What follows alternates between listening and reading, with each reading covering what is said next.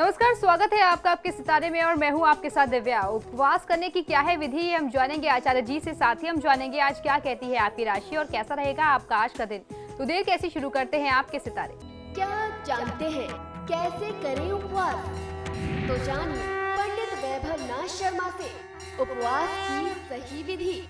आपके सितारे में आप अपनी हर परेशानी का हल प्राप्त कर सकते हैं और अपने सवाल भी पूछ सकते हैं। स्टूडियो में साथ देने के लिए मौजूद हैं विश्वविख्यात ज्योतिषाचार्य और वास्तु शास्त्री पंडित वैभव नाथ शर्मा जी। आचार्य जी, आपका बहुत बहुत स्वागत है। तो यदि आप भी अपनी कुंडली के ग्रह नक्षत्रों से परेशान हैं या कार्य, व्यापार, परिवार की चिंता कर रही है आपको परेशान, तो आप भी हमें कॉल कर सकते हैं। हमारे नंबर्स लगातार आपकी टेलीविजन स्क्रीन पर फ्लैश किए जा रहे हैं। आप हमें हमारे टोल फ्री नंबर पर भी कॉल कर सकते हैं। आप हमसे सीधी बात कर सकते हैं। हमारा टोल फ्री नंबर है 180010263003। आप इस नंबर पर मुफ्त में कॉल करें। इसके अलावा आप हमें हमारे लैंडलाइन नंबर्स 012046463332 और 012046463327 पर भी कॉल करके हमसे सीधी बात कर सकते हैं। तो चलिए कार्यक्रम की शुरुआत करते हैं और आचार्य जी से सबसे पहले जान लेते हैं आज का पंचांग। जी बिल्कुल, आज का पंचांग इस प्रकार है। मास चल रहा है माघ और माघ मास के शुक्ल पक्ष की आज प्रतिपदा तिथि है। शुक्रवार का दिन है। नक्षत्र है श्रावण, योग है व्यतिपात और करण है किंस्तुकी। और चलिए अब सबसे पहले जान लेते हैं 12 राशियों का राशिफल, जिसमें बात करेंगे मेष राशि की। देखते हैं क्या कहते हैं आज के उनके सितारे। मेष राशि वाले जातक लोगों को आज आवश्यकता है कि आपके जीवन की जो छोटी छोटी समस्याएं हैं उनका हल आपको आज ही निकाल लेना चाहिए। आज की समस्या या वाद विवाद यदि आप कल पर डालेंगे तो आपके लिए बहुत ज़्यादा समस्या बढ़ सकती है, तनाव और चिंता और बढ़ेगी और ये वाद विवाद जो भी है, झगड़ा जो है और ज़्यादा उलझ सकता है। हर प्रकार के लाभ जो हैं वो आज आपको बहुत ही अच्छे तरीके से मिल सकते हैं, मजबूत अवस्था में मिलेंगे, यानी पहले से कहीं और बेहतर लाभ कमाने की स्थिति में आज आप आ सकते हैं। आज के दिन को शुभ बनाने के लिए ओम सिद्धिदायकाय नमः मंत्र का 108 बार जाप कर लेना आपके लिए सर्वोत्तम होगा। आज की तिथि में आपको ध्यान रखने की आवश्यकता ये है कि धन का बहुत ज़्यादा व्यय नहीं करना चाहिए। ज़्यादा से ज़्यादा धन को संचित और संरक्षित रखना चाहिए। जितनी अधिक आपकी सेविंग्स होगी उतना ज़्यादा आप संतुष्ट होंगे और आवश्यकता पड़ने पर आपको बहुत ज़्यादा आर्थिक समस्या या आर्थिक चिंता नहीं करनी पड़ेगी। और चलिए अब जान लेते हैं कैसा रहेगा वृषभ राशि वाले जातकों के लिए आज का दिन। वृषभ राशि वाले जातक लोगों को आज किसी को उधार देने से बचना चाहिए, यानी धन उधार देने से बचना चाहिए। यदि आज की तिथि में, आज की तारीख में आपने किसी को धन उधार दे दिया तो आपको पैसा देकर के भूल जाना चाहिए, क्योंकि इसकी संभावना आज कम ही दिखाई देती है कि आज आपने जिसके साथ लेन देन की है, खासतौर पर किसी को पैसे दिए हैं आपने उधार दे रखा है, तो वह पैसा आपको वापस मिले, इसकी संभावना आज बहुत कम है। तो या तो फिर आप पैसे दें और इतनी मात्रा में दें जिसका नुकसान, जिसकी क्षति आप बर्दाश्त कर सकते हो, दे करके भूल जाएं, या फिर आज आपको किसी को उधार देने से बचना चाहिए। आज पिता का प्रेम, स्नेह, सामाजिक प्रतिष्ठा, करियर आदि में वृद्धि की स्थिति दिखाई देती है। कुल मिलाकर के परिस्थितियां आपके पक्ष में हैं। आर्थिक मामलों में थोड़ी सतर्कता, सावधानी आपके लिए आज अनिवार्य होगी। ओम सिद्धार्जित पादाम्बुजाय नमः मंत्र का 108 बार जाप कर लेना आपके लिए सर्वोत्तम होगा। आज एक बात आपको विशेष तौर पर ध्यान ये भी रखनी है कि आप किसी से बात करते समय, खासतौर पर व्यापारिक किसी से अगर आप बातचीत कर रहे हैं, किसी डील में बैठे हैं, कोई बहुत विशेष बात हो रही है, तो ऐसी बात में, ऐसी मीटिंग में, ऐसी बैठक में आपको अपना नियंत्रण खोने की आवश्यकता नहीं है। अपना नियंत्रण बनाए रखिए। बहुत सौम्यता के साथ मृदुभाषी बनेंगे, मीठा बोलेंगे तो कठिन से कठिन कार्य, दुरूह से दुरूह कार्य भी आज सिद्ध हो जाएगा।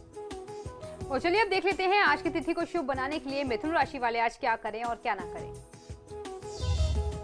मिथुन राशि वाले जातक लोगों को आज की तिथि में भाग्य का मजबूत समर्थन आपको प्राप्त होने वाला है। आज आप कम समय में लाभ की योजना बना तो सकते हैं, लेकिन भविष्य के मुनाफे का प्लान आज आप शायद ही बना पाएं। यानी आज आप सिर्फ काम की एक रूपरेखा तैयार कर पाएंगे, एक एक्शन प्लान तैयार कर पाएंगे, लेकिन अभी कैसे इससे लाभ लेना है उस पर विचार आज संभव नहीं हो पाएगा। उस पर जो है आपको किसी अगले दिन उपयुक्त तिथि का इंतजार करना चाहिए। अगली किसी तिथि में जब आप मिलेंगे, बैठेंगे अपनी टीम के साथ, तब उस काम से लाभ लेने की स्थिति में आप आ सकते हैं। उसका एक आप रूपरेखा, उसका एक खाका आप तैयार कर पाएंगे। आज आप सिर्फ यही निर्णय कर पाएंगे कि कौन सा काम आपको करना चाहिए और इस काम को किस प्रकार से मूर्त रूप देना है, किस प्रकार से आपको इसे सिरे चढ़ाना या संपादित करना है। आज के दिन दैवीय कृपा प्राप्त करने के लिए, दिन को शुभ बनाने के लिए, सफलता प्राप्त करने के लिए ओम सामघोष प्रियाय नमः इस मंत्र का 108 बार जाप करें तो बहुत अच्छा फायदा मिलेगा। साथ ही साथ आपको ध्यान ये रखना चाहिए कि आपका आचरण ऐसा हो, ये सिर्फ आज के लिए नहीं है, हमेशा के लिए इस बात को ध्यान रखिए कि आप ऐसा कोई भी आचरण, कोई भी व्यवहार न करें जिससे आपके परिवार के जो बड़े बुजुर्ग हैं, जो वरिष्ठ लोग हैं, उनके दिल को ठेस पहुंचे, उनकी भावनाएं दुखे। जितना आप उनका सम्मान करेंगे, आदर सत्कार करेंगे, उनसे आशीर्वाद और कृपा लेंगे, उतना आपको अपने जीवन में फायदा मिलता जाएगा। आप समृद्धि और सफलता की ओर बढ़ते चले जाएंगे। और चलिए अब देख लेते हैं क्या कहते हैं कर्क राशि वालों के लिए उनके आज के सितारे। कर्क राशि वाले जातक लोगों के लिए आज की तिथि में भाई बंधु से वाद विवाद की स्थिति बहुत ज्यादा बढ़ सकती है। कोई पुराना वाद विवाद, विशेष तौर पर पैतृक संपत्ति से संबंधित कोई वाद विवाद आज बहुत ज्यादा बढ़ सकता है। आज किसी काम को आरंभ करने में शुरू में आपको कुछ परेशानी आ सकती है, लेकिन एक बार जब ये कार्य का शुभारंभ हो जाए, कार्य आपके अनेक प्रयासों से शुरू हो जाए, आरंभ हो जाए, तब आगे इस कार्य में कोई दिक्कत नहीं आएगी। जो कुछ भी समस्या, जो बाधा है, वो इस कार्य के आरंभ तक ही है। तो बहुत ही शांत चित्त के साथ, पूरी एकाग्रता और पूरे अपने जो भी आपके संपर्क हैं, सारे अपने माध्यमों का प्रयोग करके इस कार्य को आरंभ करने पर आपको प्रयास देना चाहिए। आज आपका पूरा ध्यान एकत्रित होना चाहिए कि किसी प्रकार ये कार्य शुभता के साथ आरंभ हो जाए, उसमें कोई विघ्न, कोई बाधा ना आए। और एक बार कार्य आरंभ हो गया तो आपको बहुत अच्छा लाभ मिलेगा। आज की तिथि को शुभ बनाने के लिए ओम सर्वात्मकाय नमः मंत्र का 108 बार जाप कर लेना आपके हित में होगा। आज की तिथि में आपको मांसाहार के सेवन से, प्रयोग से बचना चाहिए। और चलिए अब देख लेते हैं सिंह राशि वालों के लिए कैसा रहेगा उनका आज का दिन। सिंह राशि वाले जातक लोगों के लिए आज तक, अभी तक आपने जो मेहनत की है, जो कुछ भी धन कमाया है या किसी को उधार दिया है, आज से ही आपको उसको एक जगह हिसाब किताब लिखना आरंभ कर देना चाहिए। इससे आपको काफ़ी लाभ होगा। ये सुझाव मैं आपको इसलिए दे रहा हूं क्योंकि अभी से आने वाले कुछ समय तक, या यूं कहें कुछ महीनों तक, ग्रहों की परिस्थितियां आपकी राशि के लिए ऐसे रहने वाली है जिसमें आप अपना लेन देन, जो कुछ भी आपका हिसाब किताब है, वो चीज़ें आपके लिए विस्मृति की स्थिति होगी। यानी आप किसी को पैसा दे करके भूल सकते हैं, किसी से आपको अपनी पेमेंट वापस लेनी थी, जो नियमित पेमेंट भी आनी थी, वो भी आप भूल सकते हैं। इस समय याददाश्त कुछ कमजोर हो सकती है। आपकी जो बुद्धि की जो क्षमता है, मस्तिष्क कुछ कमजोर होगा, वह याददाश्त प्रभावित हो सकती है। तो ऐसे में जितना भी आप हिसाब किताब लिख करके रखेंगे, वो आपको उतनी ज्यादा सहायता करेगा। धन, कोष तथा अपने संतान पक्ष की पढ़ाई लिखाई या स्वयं आपके अपनी पढ़ाई लिखाई से संबंधित यदि आप कुछ प्रयास कर रहे हैं तो परिस्थितियां आपके पक्ष में है। परिस्थिति बहुत अच्छी है, इसका बहुत उत्तम फायदा, उत्तम लाभ आपको मिलने वाला है। आज के दिन को शुभ बनाने के लिए सर्व सिद्धि प्रदायकाय नमः मंत्र का 108 बार जाप कर लेना आपके लिए सर्वोत्तम होगा। आज की तिथि में यदि कोई अतिथि, कोई मेहमान आपके घर आता है, कोई आगंतुक आ जाए, तो उस मेहमान को आप खाली हाथ विदा न करें। जब वह जाने लगे, जैसा भी आपका सामर्थ्य है, जैसी आपकी परिस्थिति है, कुछ भेंट, कुछ दान दक्षिणा उसको अवश्य दे करके आप विदा करें। और अब देख लेते हैं आज की तिथि को शुभ बनाने के लिए कन्या राशि वाले आज क्या करें और क्या ना करें। कन्या राशि वाले जातक लोगों को आज के दिन आपको अपनी पारिवारिक घरेलू परेशानियों को दूर करने के लिए समय देना पड़ सकता है। परिवार का वाद विवाद बहुत ज़्यादा बढ़ सकता है, तो हो सकता है आज आपको काम से कुछ छुट्टी लेनी पड़े। परिवार के साथ, परिजनों के साथ, कुटुंब के साथ मिल बैठ करके इस वाद विवाद का कुछ हल निकालना पड़ेगा। जीवन शैली को समृद्ध और मजबूत बनाने में आज आप कुछ समय दे सकते हैं। इसके लिए कुछ आप खर्च भी कर सकते हैं। ऐसे लक्षण बनते हैं कि आप अपने भोग विलास से जुड़े हुए, अपनी लग्जरी से जुड़ी हुई चीज़ों में कुछ इन्वेस्टमेंट करें, कुछ निवेश करें, जिसका आपको फायदा मिलेगा। आज किसी धार्मिक उत्सव में सम्मिलित होने के अवसर बनते दिखाई देते हैं। ओम सर्व सिद्धि प्रदाय नमः इस मंत्र का 108 बार जाप कर लेना आपके लिए सर्वोत्तम होगा। आज धैर्य नहीं खोना चाहिए। और वक्त तो चला एक छोटे से ब्रेक का। ब्रेक के बाद जानेंगे अगली राशियों के बारे में, साथ ही साथ जानेंगे आचार्य जी से आज का महा उपाय।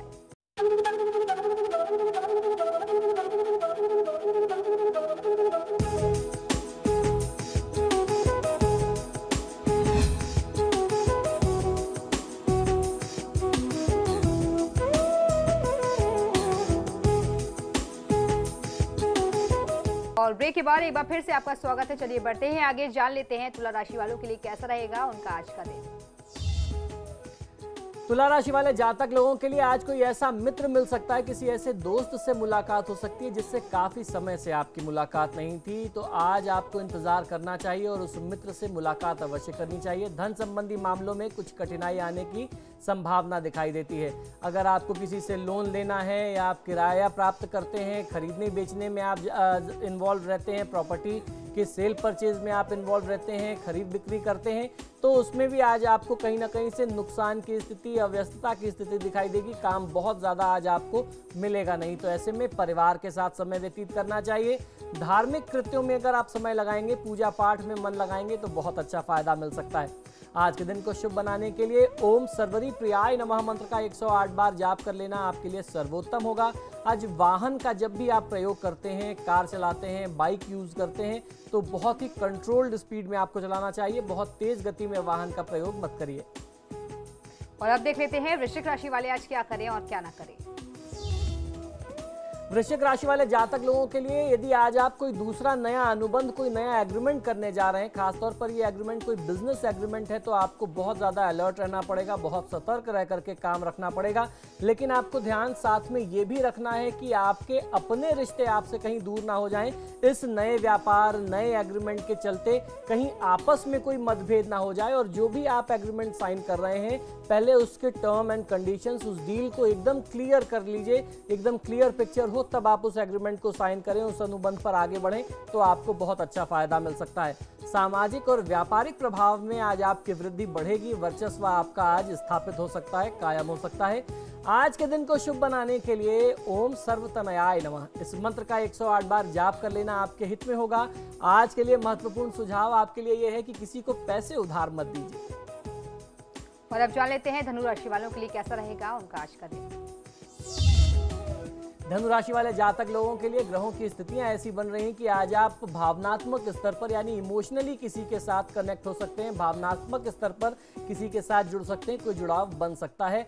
आर्थिक सुरक्षा का आपको बोध होगा। आज आप बहुत फाइनेंशियली सिक्योर फील करेंगे। पुराने संपर्कों का आपको फायदा लेना चाहिए।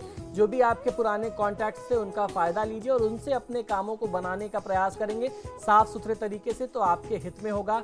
अधिक व्यस्तता के कारण अपने मित्रों से, अपने परिवार से आज कुछ दूरी बन सकती है। अपने लोगों की उपेक्षा करने से, आपके जो अपने लोग हैं उनको इग्नोर करने से आज आपको बचना चाहिए। ओम समाहिताय नमः मंत्र का 108 बार जाप कर लेना आपके लिए सर्वोत्तम होगा। आज किसी भी तरीके से क्रोध करेंगे तो आपका संबंध भी प्रभावित होगा और आपका काम भी प्रभावित होगा। आपके बिजनेस को, आपके जॉब को ये प्रभावित कर सकता है। तो आज क्रोध से, गुस्से से, एग्रेशन से बचना है। और चलिए अब देख लेते हैं मकर राशि वाले जातकों के लिए कैसा रहेगा उनका आज का दिन। मकर राशि वाले जातक लोगों के लिए आज की तिथि में कुछ परिस्थितियां ऐसी बन सकती हैं कि किसी दूसरे व्यक्ति की खुशी के लिए, उसके उत्साह वर्धन के लिए आपको अपनी खुशी और अपनी चीज़ों को दांव पर लगाना पड़े। तो ऐसे में आपको पीछे नहीं हटना चाहिए। कभी कभी कुछ कुर्बानियां आपको देनी पड़ सकती हैं। आज अपनी वाणी पर संयम रखें। नवीन संबंधों से आज आपको बहुत अच्छा लाभ मिलेगा। निकट के व्यक्तियों के कारण कुछ तनाव हो सकता है। आर्थिक अधिकारी जो वर्ग है उनकी तरफ से आपको आज अपने कार्यक्षेत्र में कुछ समस्याएं, कुछ बाधाएं, कुछ कष्ट की स्थिति का सामना करना पड़ सकता है। और आज जैसा मैंने आरंभ में बताया, आपको दूसरों की खुशी के लिए कुछ अपनी कुर्बानियां देनी पड़ सकती हैं। इसमें आपको आत्मिक सुख बहुत ज़्यादा मिलेगा। आप आत्मिक सुख की अनुभूति करेंगे, वह आपके लिए ज़्यादा ठीक होगा। आज की दिनचर्या को शुभ बनाने के लिए ओम समस्त जगदाधराय नमः मंत्र का 108 बार जाप कर लेना आपके लिए सर्वोत्तम होगा। मांसाहार और मद्यपान के सेवन से, प्रयोग से आज आपको बचना चाहिए। और अब देख लेते हैं आज की तिथि को शुभ बनाने के लिए कुंभ राशि वाले आज क्या करें और क्या ना करें।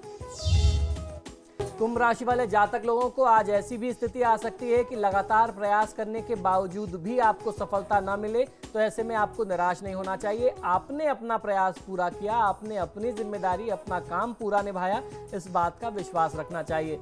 आज आपका संतान पक्ष समृद्ध होगा और जब संतान समृद्ध होगी तो उसमें कहीं ना कहीं आपकी खुशी छुपी होती है। आपको लाभ उससे मिलना है। उसमें ही आपका जो मूल हर्ष मानते हैं, जो एक सच्ची खुशी है, वो यही है कि आपकी संतान आपके सामने बहुत अच्छे से परफॉर्म करे। उसका जो प्रदर्शन होगा वो बहुत अच्छा होगा, जिससे आपको संतुष्टि मिलेगी। संतति के कार्यों में लाभ की स्थिति बन सकती है। मित्रों एवं प्रियजनों का सहयोग आज आपको आज की दिनचर्या में बहुत अच्छा मिलने वाला है। ओम सच्चिदानंद विग्रहाय नमः मंत्र का 108 बार जाप कर लेना आपके लिए सर्वोत्तम होगा। भाई बंधु के साथ वाद विवाद मत करिए। और चलिए अब बात कर लेते हैं आखिरी राशि की, देख लेते हैं क्या कहते हैं मीन राशि वालों के लिए आज के उनके सितारे। मीन राशि वाले जातक लोगों को आज आवश्यकता है अपने आसपास की चीजों में कुछ बदलाव लाने की। कार्यस्थल पर स्थानांतरण एवं पदोन्नति की स्थिति बन सकती है। ट्रांसफर मिल जाए या आपको कुछ प्रमोशन मिल जाए, आज ऐसी चीजें बनती हैं। और ऐसी जैसी ही कोई परिस्थिति आपके साथ बनेगी तो आप निश्चित तौर पर अपने अनुसार अपने ऑफिस को, अपने काम को चलाना चाहेंगे। तो हो सकता है कुछ बदलाव भी अपने कार्य क्षेत्र में, अपने आसपास आज आप करें। नवीन संबंधों का बहुत अच्छा लाभ मिल सकता है। जो नए आपके सोशल कॉन्टैक्ट्स बने हैं, जो सामाजिक संपर्क अभी आपने हाल फिलहाल में बनाए हैं, उससे आज आपको बहुत अच्छा लाभ मिलेगा। ओम श्री प्रतये नमः इस मंत्र का 108 बार जाप कर लेना आपके लिए सर्वोत्तम होगा। आज किसी भी प्रकार का तनाव नहीं लेना चाहिए। और अब दर्शकों के लिए महत्वपूर्ण जानकारी, चलिए इंतजार को खत्म करते हुए पंडित जी से जान लेते हैं आज का महाउपाय। जी बिल्कुल, अभी पिछले दिनों हम लोगों ने चर्चा की कि व्रत और उपवास क्यों करना चाहिए, और उसके साथ साथ मैंने आपको ये भी जानकारी दी कि किसी भी धार्मिक अनुष्ठान में, व्रत उपवास में, किसी भी कर्मकांड के पूजा अनुष्ठान में संकल्प का क्या मतलब होता है। अब उसके बाद मैं आपको आज बताता हूँ कि व्रत और उपवास करने की सही विधि क्या है, कैसे करना चाहिए उपवास। आइए इस बारे में मैं आपको संपूर्ण जानकारी देने का प्रयास करता हूँ। भारतीय हिंदू शास्त्रों में उपवास का महत्व जो है वो बहुत ज़्यादा बताया गया है। विभिन्न पर्वों और त्योहारों को उपवास के बिना अधूरा समझा जाता है। धार्मिक ग्रंथों में इसे न केवल देवी देवताओं के पूजन की विधि का एक हिस्सा माना गया है, बताया गया है, बल्कि मानसिक शांति, शारीरिक सुख, समृद्धि और हर प्रकार की सुख और समृद्धि मनोकामनाओं की पूर्ति करने के लिए सर्वमान्य बताया गया, सर्वोपरि बताया गया। यानी सबसे ऊपर किसी भी पर्व को मनाने में सबसे पहला कर्म और सबसे प्रमुख कर्म अगर बताया गया, सबसे विशेष कर्म अगर कुछ बताया गया है तो वह है व्रत और उपवास। स्वास्थ्य सुख से, इससे स्वास्थ्य सुख तो मिलता ही है और स्वास्थ्य सुख भी आपका सतत बना रहता है। यह संयमित उपवास से ही संभव हो पाता है। इसलिए उपवास को सिर्फ एक दिन या पूरे रात दिन भोजन नहीं करने का संकल्प मात्र नहीं है। इसका गूढ़ अर्थ आंतरिक क्षमता को विकसित करना है।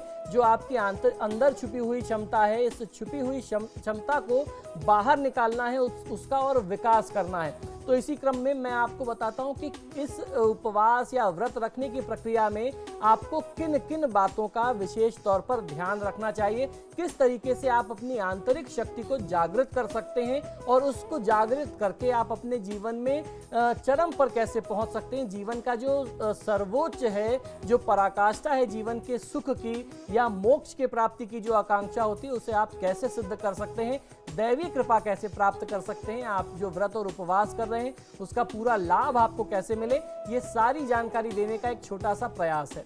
सबसे पहले आपको ध्यान ये रखना चाहिए कि उपवास के प्रयोजन अर्थात धार्मिक अनुष्ठान की संपूर्ण जानकारी होने के बाद ही इसके लिए आपको संकल्प लेना चाहिए, और इसके आरंभ की, शुरुआत की जो विधि विधान के साथ अगर आप करते हैं तो वही सर्वोत्तम होता है। जैसे एक उदाहरण के तौर पर उपवास वाले दिन प्रातःकाल उठना, या यूं समझ लीजिए कि सबसे पहला कदम जो होता है, फर्स्ट स्टेप ये है कि उपवास आपको जिस दिन रखना है उसके एक दिन पहले रात में आपको हल्का और शुद्ध भोजन करना चाहिए। कोई तामसिक भोजन नहीं करना चाहिए। भोजन में प्याज लहसुन तक का प्रयोग नहीं करना चाहिए। मांस मदिरा की तो बात ही अलग है, वो तो कहीं सर्वथा अनुचित है, वो तो करना ही नहीं है। प्याज लहसुन भी नहीं खाना चाहिए, क्योंकि वो जब उससे रक्त बनेगा, उससे जो उसकी जो प्रकृति होगी वो तामसिक होगी। और जब व्रत और उपवास करते हैं तो आपकी प्रकृति, आपका मन जो है पूर्णतः शुद्ध और सात्विक होना चाहिए। तो व्रत की पूर्व संध्या में रात में आप सादा भोजन करें, हल्का भोजन करें और प्रातःकाल जल्दी उठ करके अपनी दिनचर्या को आगे बढ़ाएं। स्नान ध्यान से निवृत्त हो जाएं। पूजा करने से पहले नित्य क्रियाओं से निवृत्त होना सबसे ज्यादा अनिवार्य है। शुद्ध होकर के ही पूजा पाठ करनी चाहिए। अन्य दिन की तरह अपने इष्ट देव का पूजन करें। इसके बाद ही व्रत या उपवास से संबंधित अन्य देवी देवताओं का आवाहन और पूजन की तैयारी करनी चाहिए। उपवास के दिन अपने शरीर को पूरी तरीके से आप आराम दें।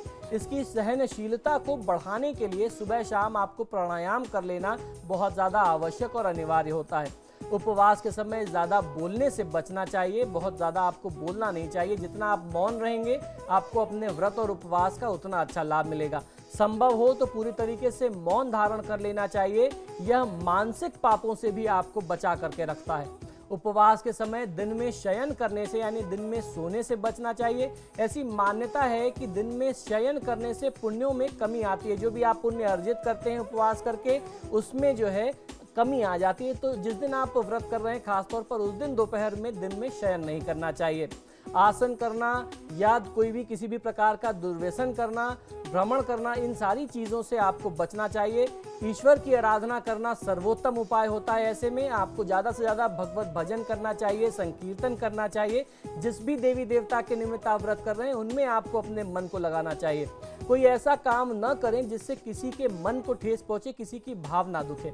लंबे समय तक निर्जला उपवास नहीं करना चाहिए क्योंकि यह शरीर में पानी की कमी से आपको नुकसान पहुंचा सकता है। उपवास का समय लंबा होने की स्थिति में 1-2 दिन पहले ही अन्न खाने में कमी लाने का प्रयास करना चाहिए, जिससे आपकी बॉडी उसके अनुकूल जो है ढल जाए। आप अपनी बॉडी को एक बार उस शेप में लाना शुरू करें, उसकी आदत डालना शुरू करें। आप 1-2 दिन पहले से ही अन्न की थोड़ी थोड़ी कमी करना शुरू करें और फल और सब्जियों का सेवन ज़्यादा से ज़्यादा करेंगे तो उपवास के दिनों में आपको सहायता होगी, बहुत असहजता, बहुत असुविधा नहीं होगी। उपवास को समाप्त करने से के समय में ज़्यादा मात्रा में एक साथ भोजन करने से बचना चाहिए।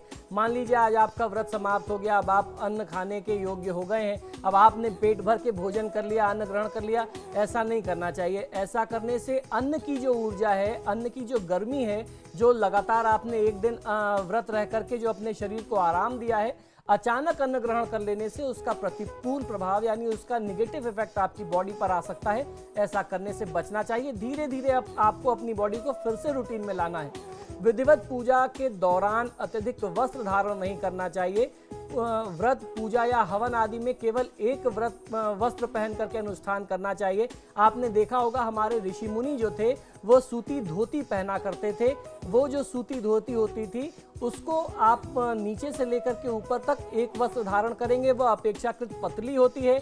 आप जो भी साधना करते हैं वो मंत्रों की ऊर्जा हो या यज्ञ अग्नि की ऊर्जा हो, देवी देवता के समक्ष आप बैठे हैं देवी देवता की ऊर्जा हो या ग्रहों की ऊर्जा हो। अगर आप सूर्यदेव के समक्ष बैठ करके खुले में साधना कर रहे हैं, चंद्रदेव के समक्ष साधना कर रहे हैं, तो जो भी कॉस्मिक एनर्जी है, जो भी सांसारिक शुभ ऊर्जा है, जो इस पर्यावरण की शुभ ऊर्जा है जिसको आप अपनी ओर आकर्षित कर रहे हैं व्रत और पूजा पाठ के माध्यम से, किसी भी अनुष्ठान के माध्यम से, उसको आपको अपने शरीर में ग्रहण करना चाहिए। इस कारण से भी अपेक्षाकृत पतले कपड़े और कम वस्त्र धारण करते हैं या सूती धोती पहनते हैं, सफेद धोती का प्रयोग करें सामान्य तौर पर किसी व्रत उपवास में, पूजा पाठ अनुष्ठान में, तो आपको बहुत अच्छा लाभ मिलता है। तो व्रत तो लोग कर लेते हैं लेकिन शायद विधि जो होती है इसकी लोगों को पता नहीं होती है और शायद यही वजह है कि लोगों को इसका पूरा लाभ भी नहीं मिल पाता है। बहुत बहुत शुक्रिया आपका पंडित जी, हमारे स्टूडियो में इतनी महत्वपूर्ण जानकारी दी। जी नमस्कार। और इसी के साथ आपके सितारे में फिलहाल इतना ही। खबरों के लिए देखते रहिए समाचार प्लस। नमस्कार।